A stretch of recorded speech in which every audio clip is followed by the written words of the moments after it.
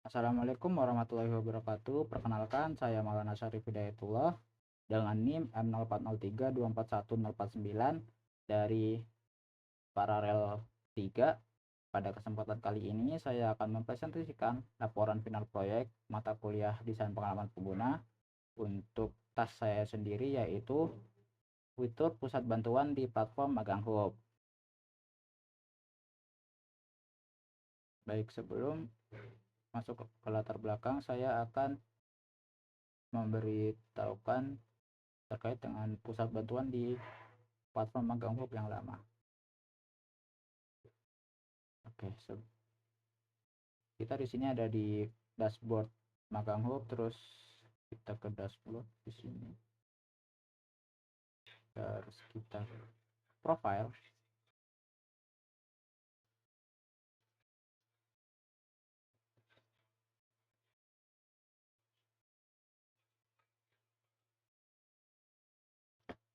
Kita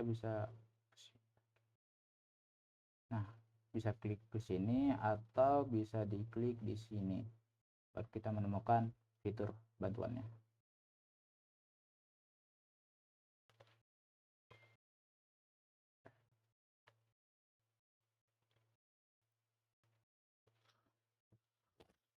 Seperti yang sudah saya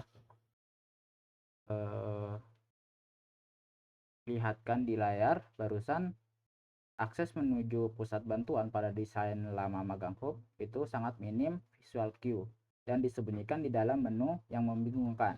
Masalah utama yang diselesaikan di sini adalah kebingungan pelamar magang saat menghadapi kendala teknis seperti saat mengunggah dokumen. Nah, mengapa tas ini penting untuk dibahas? Karena kendala teknis adalah rintangan krusial. Berdasarkan landasan teori interaksi manusia komputer, desain yang lama melanggar prinsip cognitive load. Pengguna dipaksa memecahkan teka-teki UI yang dampaknya sangat fatal, memicu rasa frustasi, mental model mismatch, dan resiko abandonment atau meninggalkan proses pendaftaran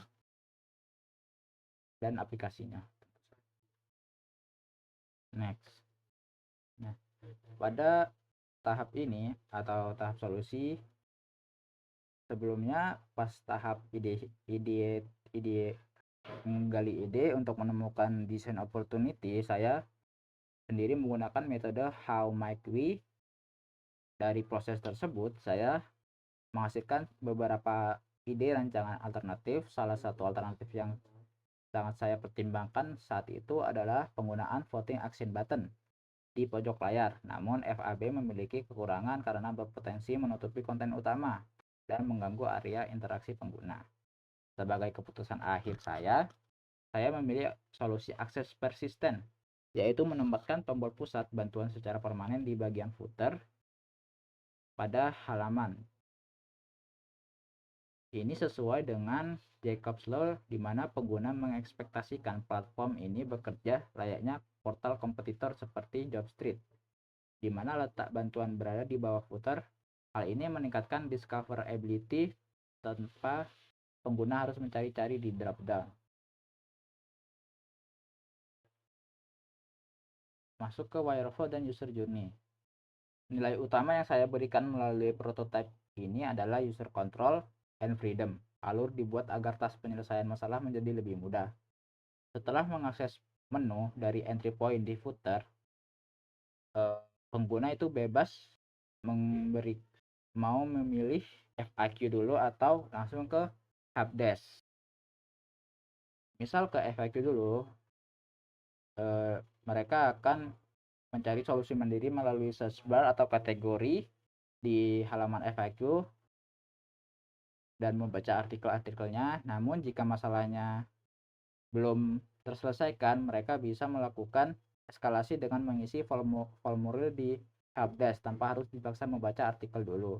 Keputusan ini saya hubungkan langsung dengan paid point persona yang sudah saya ambil, yang merupakan pengguna dengan kebutuhan efisiensi dan kecepatan tinggi. Next. UI dan desain sistem. Pada rancangan high fidelity, saya menerapkan antarmuka yang bersih dan helpful, yaitu dengan memperbanyak ruang putih untuk menurunkan beban kognitif. Saya sepenuhnya mengadopsi komponen desain sistem yang telah kelompok kami buat agar visualnya konsisten. Secara prinsip teori desain, saya menerapkan visual hierarchy dan affordance yang kuat agar tombol bantuan terlihat jelas dan dapat diklik. Selain itu, saya menambahkan prinsip feedback berupa layar konfirmasi pesan terkirim di akhir task flow saat mengisi formulir untuk memberikan kepastian kepada pengguna. Next. Nah, pada usability testing atau pelaksanaan, saya menggunakan untuk memvalidasi solusi, saya merencanakan pengujian dengan tujuan mengamati perilaku alami pengguna. Metode yang digunakan adalah unmodered remote usability testing melalui platform MESH. Partisipannya berjumlah 6 mahasiswa aktif yang sangat sesuai dengan persona pelamar magang. Skenario pengujiannya meminta partisipan mencari pertama yaitu tas pertama yaitu mencari FAQ, tombol FAQ dan mengakses artikel-artikel yang ada di sana. Dan yang kedua yaitu mencari tombol helpdesk dan mengisi formulir-formulir yang ada di laman helpdesk-nya. Metrik yang saya gunakan adalah success rate, misclick rate, time on task, dan single is question. Seperti dokumentasi dashboard mesh yang akan saya tampilkan sesaat lagi.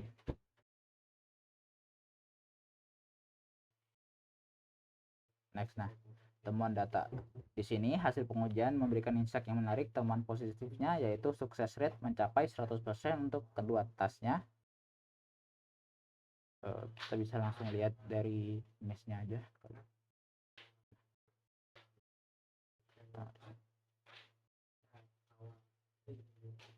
Untuk tas pertama sukses rate-nya 100 dan tas kedua sukses rate-nya juga 100.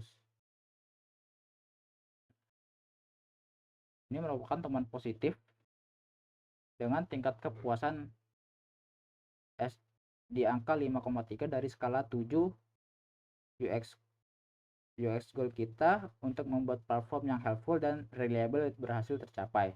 Namun terdapat temuan negatif merupakan yaitu misclick rate-nya yang tinggi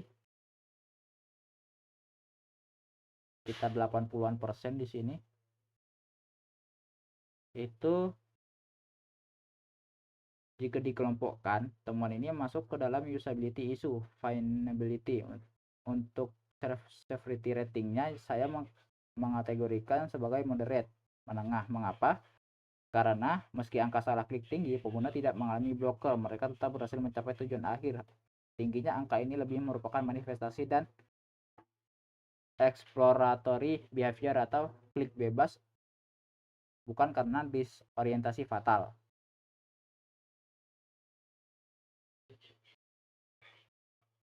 Nah, kita bisa lihat di sini juga kita bisa lihat heat tab-nya.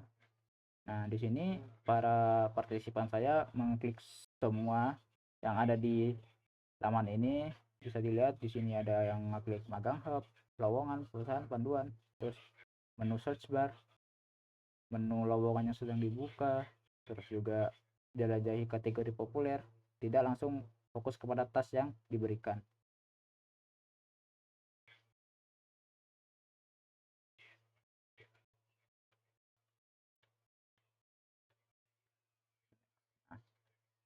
Kita masuk ke bagian terakhir yaitu kesimpulan dan saran. Sebagai validasi dan kesimpulan, problem awal terkait mental model mismatch dan risiko abandonment berhasil saya tangani dengan baik berkat konsep dedicated page dan footer persisten. Action item atau rekomendasi perbaikan untuk menekan angka misklik tersebut adalah dengan memperkuat visual cue seperti efek hover yang kontras pada footer.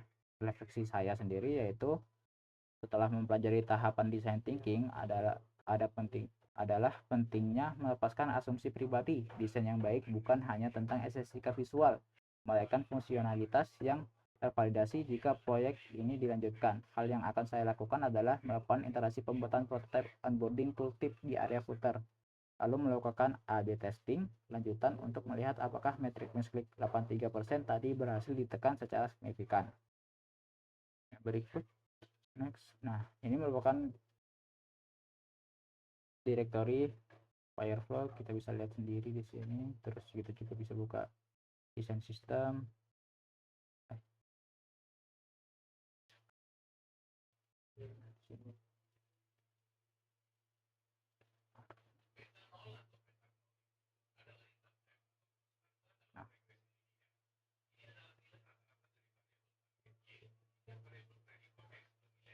Nah, ini merupakan Fireflow yang telah saya gunakan atau sudah saya buat. Terus juga ini adalah desain sistem yang telah kelompok kami buat, dari login page, typografinya, terus color, layout guide, filter modal, komponen, navbar, footer.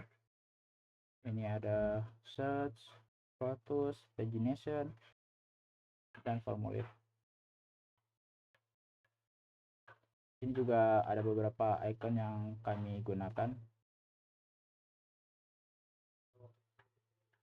dan ini merupakan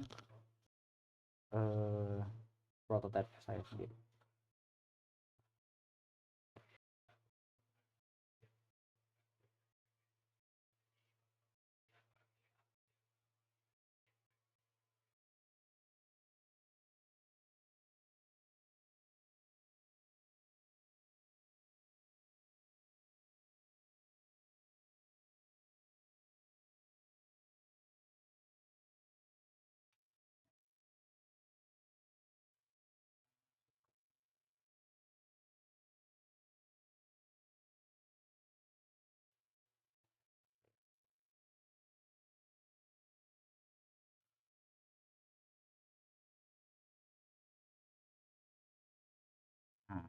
Nah, tas pertama yaitu FAQ.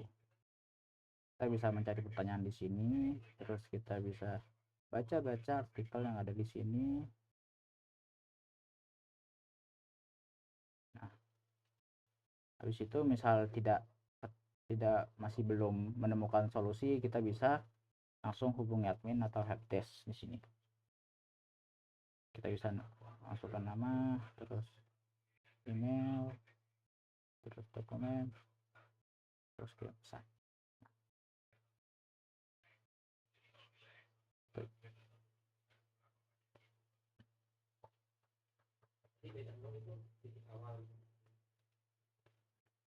Mungkin sekian presentasi yang bisa saya sampaikan. Kurang lebihnya mohon maaf. Terima kasih. Assalamualaikum warahmatullahi wabarakatuh.